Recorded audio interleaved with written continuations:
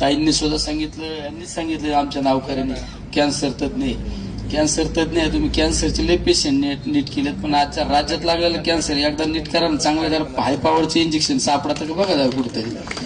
गरज आहे सध्या समाजामध्ये. मी तर कायम सांगतो, यांच्याकडे द्यायला काही नाही राहिलं ताई.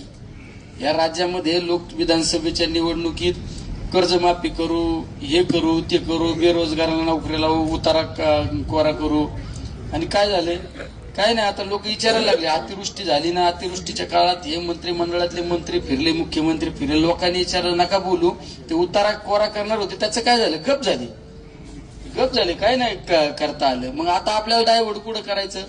आता गावागावात जातीवाद निर्माण करून दिला, हिंदू मुस्लिम लढा, तुमचं झालं बरं वाईट ना तर तुमचं होणार आहे.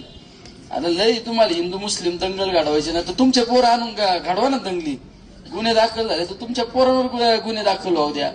तुमचे पोरं कुठेतरी चांगल्या शाळेत शिकतात आणि आमच्या गरीबाच्या बहुजनांच्या पोरांना दिलं एकदा पेटून का लागली, हिंदू मुस्लिम सुरू झालं.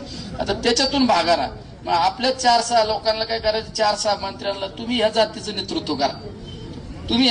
नेतृत्व करा, दिलं तुमच्यात लावून आपलं लागलं चढायला ना. आपल्या हातात आता मोबाईल आहे आणि आपल्या आता नवीन काही पोर आपले कोणाला तरी फोन करायचं, ते जरा व्हॉट्सअपला ते काय नेट काय कशाचा बॅलन्स असतो तो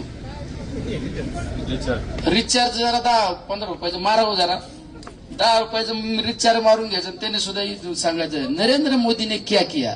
अरे तू आपलं संध्याकाळी खायचं वांद आहे, तू मोदीचं काय विचार करतो, आपल्या लेवल मध्ये खेळ ना. ही अशी परिस्थिती, हे फक्त बोलवायचं काम आहे आपल्याला.